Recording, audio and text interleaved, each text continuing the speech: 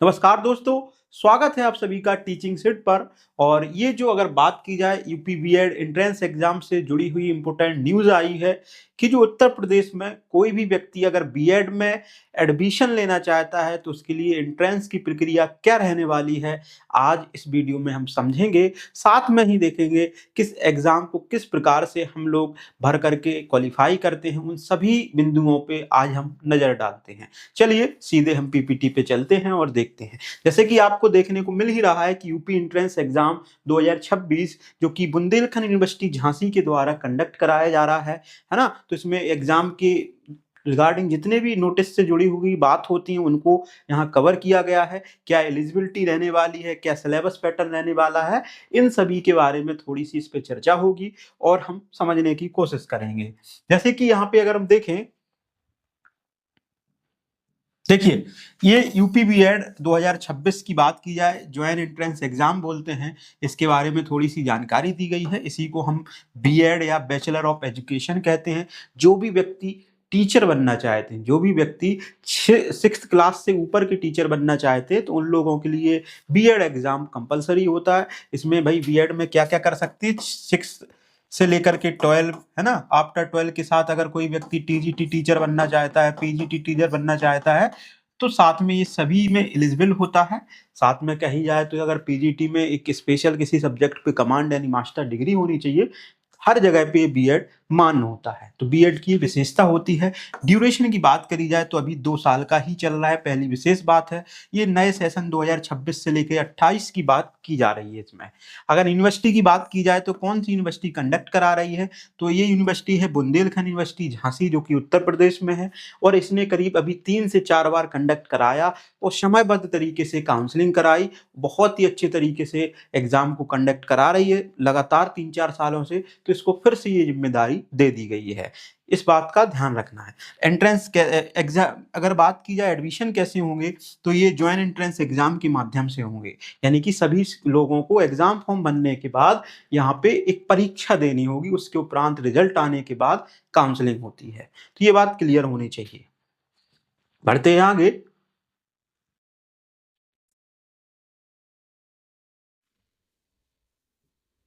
देखिए अगर online form की बात की जाए तो कुछ इंपोर्टेंट डेट्स यहाँ पे दी गई हैं। आई होप आपको दिख रहा होगा, मैं एक एक करके सभी के बारे में डिस्कस करता हूँ। सबसे पहले एप्लीकेशन कब से स्टार्ट होने वाले हैं, तो ये होने वाले हैं 10 फरवरी 2026 से। यानी कि अगर आज की बात की जाए तो आज 3 फरवरी है, आज से 7 दिन बाद है ना, आज से 7 दिन बाद आपके एग्जाम फॉर्म भरना शुरू हो जाएंगे। दूसरी चीज, ये 10 फरवरी से 10 मार्च तक चलने वाले हैं पूरे 30 दिन, यानी कि 1 मंथ की हम लोगों को वैलिडिटी मिलने वाली है। यानी कि 30 दिन के अंदर हमको फॉर्म बनना ही होगा। पहली बात, एडमिट कार्ड की बात की जाती है तो हमेशा एडमिट कार्ड जो भी एग्जाम डेट होती है उससे 10 दिन पहले जारी कर दिए जाते हैं। जैसे कि इन लोगों का कहना है कि 20 से 25 अप्रैल तक हम यहाँ पे एंट्रेंस एग्जाम करा देंगे। इसमें कोई पर्टिकुलर एक डेट फिक्स की जाएगी है ना, लेकिन उन्होंने एक टेंटेटिव डेट दे दी है। तो भाई मान लीजिए 10 अप्रैल तक यहाँ पे एडमिट कार्ड आपके मिल जाएंगे। ठीक है, 10 से 15 अप्रैल तक एडमिट कार्ड मिल जाएंगे। दूसरी भी बात की जाए, इनकी रिजल्ट की बात की गई है 25 से 30 मई, यानी कि करीब 1 महीने बाद ये रिजल्ट को घोषित करेंगे। तो ये चीज भी इन्होंने पहले से अपने ब्राउचर में शॉर्ट नोटिस जो आया है उसमें उन्होंने बोला है। काउंसलिंग की बात की गई है कि जून में काउंसलिंग स्टार्ट करा देंगे और 1 जुलाई से नया सत्र जो है शुरू कर देंगे, ऐसा इनका कहना है। ठीक है, तो ये बात क्लियर होनी चाहिए। तो 10 फरवरी से एग्जाम फॉर्म बनना स्टार्ट होते हैं। जो भी व्यक्ति ग्रेजुएट हो चुका है वो लोग फॉर्म बनने के लिए यहाँ एलिजिबल हो जाते हैं। तो यहाँ पे कौन कौन लोग एलिजिबल होते हैं, क्या प्रक्रिया है, उन सभी को यहाँ पे समझने की कोशिश करते हैं। देखिए सबसे पहले कौन फॉर्म भर सकता है, यानी कि एलिजिबिलिटी की बात की गई है, यानी कि पात्रता बोलते हैं। तो यहाँ पे क्वालिफिकेशन में बताया गया है कोई भी व्यक्ति जो ग्रेजुएट हो चुका हो या फिर पोस्ट ग्रेजुएट हो चुका है, कम से कम 50% अंक उसने अर्जित किए हों। कहने की बात है अगर आपने बीए या बीएससी की है ना, आप अगर 50% अंक लेकर के आए हैं तो आप एलिजिबल हैं, ऐसा इनके नोटिस में कहना है। अभी इन्होंने शॉर्ट नोटिस डाला है, जैसे ही पूरा नोटिस आएगा फिर से एक वीडियो लेकर के बता देंगे आपको, है ना। जो इंजीनियरिंग का कैंडिडेट हैं, जैसे किसी ने बीई की है यानी कि बैचलर ऑफ इंजीनियरिंग, या किसी ने बीटेक किया हुआ है ना, तो इन लोगों के लिए मिनिमम 55% की यहाँ पे पात्रता रखी है। ये ग्रेजुएट में इतने अंक इनके अर्जित होने चाहिए, है ना। यूनिवर्सिटी की बात की गई है तो यूनिवर्सिटी वही है जो सब यूजीसी से मान्यता प्राप्त हो, यानी कि जो कमीशन है, यानी कि जो जो सभी यूनिवर्सिटियों को परमिशन देता है चलाने के लिए, उनसे कमीशन, अगर उस कमीशन से इन सभी यूनिवर्सिटी की मान्यता प्राप्त है तो सभी वैलिड मानी जाएंगे। यहाँ तक बात क्लियर होनी चाहिए। बढ़ते हैं आगे, और यहाँ पे बात की गई है विशेष, क्या है ये, इसको देखते हैं। देखिए, अगर एज लिमिट की बात की गई है, हालांकि एज लिमिट तो कोई भी व्यक्ति ग्रेजुएट 15 साल की एज में नहीं होता है, लेकिन इन्होंने मिनिमम क्राइटेरिया बताया है कि 15 साल मिनिमम एज होनी चाहिए, और मैक्सिमम एज जो होती है उसकी कोई भी सीमा नहीं है। अगर आप 70 साल के भी हो गए हो, आपकी इच्छा है कि हमें बीएड करके ही ऊपर जाना है, तब भी आप बीएड कर सकते हैं। हालांकि ऐसा नहीं है, तो मैक्सिमम एज की इसमें कोई लिमिट नहीं है, मिनिमम की जरूर 15 साल की गई है। ये बात क्लियर होती है। बढ़ते हैं आगे, अगर फॉर्म फीस की बात की जाए तो वो क्या लग रही है, इसको भी थोड़ा सा समझते हैं। देखिए, एप्लीकेशन फीस की बात की गई है, क्या है, तो 1400 रुपए फीस लगेगी उन व्यक्तियों की जो जनरल में है और जो ओबीसी में है और या जो ईडब्ल्यूएस में। ईडब्ल्यूएस मतलब जो इकोनॉमिक लेवल से वीकर सेक्शन है, उन लोगों के लिए ये फीस का क्राइटेरिया रहने वाला है। 1400 रुपए फीस उनसे ली जाएगी, और जो SC ST कैटेगरी के व्यक्ति हैं उनसे 700 रुपए फीस ली जाएगी। ये बात क्लियर होनी चाहिए। मोड वही होते हैं, चाहे वो डेबिट कार्ड से आदमी पे करे, क्रेडिट से करे, नेट बैंकिंग, चाहे वो फिर यूपीआई से करे। यूपीआई से भी बहुत अच्छे तरीके से होता है, और ई चालान भी कर सकते हो भाई, चालान बना करके बैंक के माध्यम से भी आप फीस को सबमिट कर सकते हो। ये पूरी प्रक्रिया फॉर्म भरने की, आप किसी भी कैफे से फॉर्म भरा सकते हैं, चाहे तो आप खुद भी भर सकते हैं, उसके लिए भी एक विशेष ट्यूटोरियल बना दिया जाएगा। देखिए, यहां तक क्लियर होती है। अब थोड़ा सा और आगे बढ़ते हैं और चीजों को समझने की कोशिश करते हैं।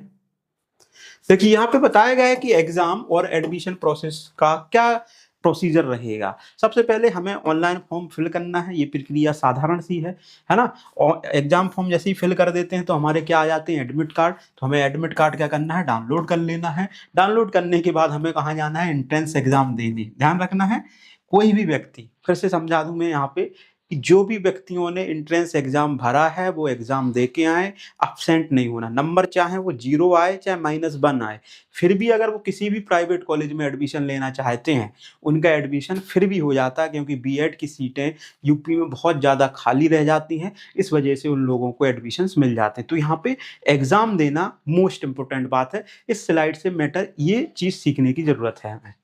दूसरी चीज़ है, रिजल्ट जारी होगा, है ना। ये यहाँ पे देख लीजिए, रिजल्ट जारी होगा। रिजल्ट जारी होने के बाद यहाँ पे काउंसलिंग के फेज बनेंगे कि भाई 3 फेज में हम काउंसलिंग करा रहे हैं। पहले फेज में बताया 1 से लेकर के 10,000 जिनकी रैंक आई है उनका, 10,000 से लेकर के उन्होंने बोला 15,000, फिर 15,000 से लेकर के पूरे जितने हैं सभी। इस तरीके से ये लोग क्या करते हैं, काउंसलिंग के फेज बनाते हैं। काउंसलिंग में पार्टिसिपेट करना होगा। अगर आप लोग सरकारी कॉलेज में एडमिशन लेना चाहते हैं तो इस काउंसलिंग में आप क्या कर सकते हैं, पार्टिसिपेट कर सकते हैं। ठीक है, यहाँ पे यूनिवर्सिटी और कॉलेज अलॉट हो जाती हैं व्यक्तियों को, कि भाई जो भी यूनिवर्सिटी या कॉलेज हमने लिया है वो अलॉट हो जाता है और हमारा फाइनल एडमिशन हो जाता है, और हम लोग अपना सत्र शुरू कर देते हैं। और उसके करीब 10 महीने बाद एग्जाम यानी कि परीक्षा देने की बारी आती हो, हम लोग एग्जाम देते हैं। यहां तक क्लियर हुआ। बढ़ते हैं आगे। स्लाइड से ही समझ में आ रहा होगा क्या बोल रहे हैं, कि कौन कौन सी यूनिवर्सिटियां पार्टिसिपेट कर रही हैं। हालांकि यूपी की जितनी भी मोस्ट यूनिवर्सिटी हैं जो बीएड कराती हैं, उन सभी को पार्टिसिपेट करना होता है इस एंट्रेंस एग्जाम के कराने के लिए, क्योंकि पूरा यूपी का एग्जाम कंडक्ट हो रहा है ना। तो चाहे वो यूनिवर्सिटी ऑफ लखनऊ हो, बुंदेलखंड यूनिवर्सिटी जो कंडक्टिंग यूनिवर्सिटी है, यानी कि यही कंडक्ट करा रही है ना। चौधरी चरण सिंह हो, डॉक्टर भीमराव अम्बेडकर का आगरा हो, या महात्मा गांधी काशी विद्यापीठ हो, दीनदयाल उपाध्याय यूनिवर्सिटी हो, छत्रपति साहू जी महाराज कानपुर की यूनिवर्सिटी हो, इलाहाबाद या गौतम बुद्ध यूनिवर्सिटी नोएडा की, जितने भी यूनिवर्सिटी जो बीएड का एग्जाम करा करके, एंट्रेंस करा करके जो लोग पार्टिसिपेट करना चाहते हैं, वो सभी लोग इस यूनिवर्सिटियों के माध्यम से अपने अपने एग्जाम में क्या करा सकते हैं, एडमिशन करा सकते हैं। मतलब इसको इस तरीके से समझे कि आपको अपना एंट्रेंस एग्जाम भरना है, उसके बाद अपने रिजल्ट कार्ड को इशू कराने के बाद आपको अपनी अपनी यूनिवर्सिटियों के कॉलेजों को चुनना है और आसानी से आप अपने कॉलेजों में एडमिशन ले सकते हैं इसी एग्जाम प्रोसीजर से। ये बात क्लियर होती है। अगर डॉक्यूमेंट रिक्वायरमेंट की बात करी जाए, फॉर्म भरते समय क्या क्या डॉक्यूमेंटों की हमें जरूरत पड़ेगी उसको भी अगर यहाँ पे समझें तो यहाँ पे बताया गया है फॉर्म भरते समय रिक्वायरमेंट डॉक्यूमेंट की बात की गई है। सबसे पहले रीसेंट पासपोर्ट साइज फोटो, मतलब हमें ऐसी फोटो चाहिए जो अभी वर्तमान में हमने खिंचवाई हो। उसके बाद सिग्नेचर की कॉपी स्कैन होनी चाहिए, साथ में बोथ हैंड के फिंगर स्कैन भी मांग लिए जाते हैं एंट्रेंस एग्जाम में, दोनों हाथ के फिंगरप्रिंट हमें देने होते हैं। ठीक है, आधार कार्ड हो या कोई भी आईडी हो, है ना। ठीक, और जो भी हमारी एजुकेशनल डिटेल होना चाहिए, जैसे मान लीजिए सबसे बड़ी चीज 10वीं प्लस 12वीं, और जो ग्रेजुएट लेवल की चीजें हैं चाहे वो बीए हो या फिर बीएससी हो या फिर बीटेक। ठीक है, तो फॉर्म केवल ऑनलाइन ही भरा जाता है और कहीं भेजने की जरूरत नहीं होती है। छोटी सी बात ये हो जाती है। यहां तक क्लियर हुआ होगा ये हो। उसके बाद बढ़ते हैं आगे। इंपोर्टेंट इंस्ट्रक्शन में यही बताने की कोशिश कर रहे हैं हम आपको कि फॉर्म भरते समय कुछ चीज़ों का ध्यान देना है कि भाई फॉर्म भरने से पहले नोटिफिकेशन ध्यान से पढ़ें कि आप एलिजिबल हो। कभी कभी मामला फंस जाता है, जैसे उन्होंने बोला कि 55% मिनिमम आदमी की वो होनी चाहिए ग्रेजुएशन में परसेंटेज। अब कोई व्यक्ति 54.6 पे बैठा है, बोला क्या मैं भर पाऊंगा? नहीं भर पाओगे, आप एलिजिबल नहीं हो। भर भी पाओगे तो आगे प्रॉब्लम हो सकती है। तो इस चीज के बारे में थोड़ा सा समझें, नोटिस पढ़ें, नोटिस पढ़ने के बाद अपने फाइनल निर्णय पे पहुंचे। गलत जानकारी देने पर फॉर्म रिजेक्ट भी हो सकता है। लास्ट डेट का इंतजार नहीं करना है, जल्दी से जल्दी फॉर्म भर लें। जैसे ही 10 फरवरी से फॉर्म स्टार्ट हो जाते हैं। मोबाइल और ईमेल आईडी सक्रिय तो रखें ही, साथ में अपने ही डालें, किसी दूसरे व्यक्ति के मोबाइल और ईमेल आईडी ना डालें, क्योंकि पूरी प्रक्रिया इन्हीं के माध्यम से होगी आपकी। यहां तक क्लियर है। और अंतिम बात यही है कि स्टूडेंट के लिए फाइनल मैसेज यही देना चाहता हूं, जो छात्र बीएड करना चाहते हैं उनके लिए महत्वपूर्ण अवसर यही है कि समय पर फॉर्म भरें, एंट्रेंस एग्जाम की तैयारी करें और आसानी से अपना एंट्रेंस एग्जाम दें, रिजल्ट में आए, पास होकर के अपने कॉलेज चुनें। और यहाँ पे पूरे बीएड एग्जाम की जो प्रिपरेशन होती है, जो क्लासेस होती हैं, फ्री अवेलेबल कराई जाएंगी। ये हमारी जिम्मेदारी है।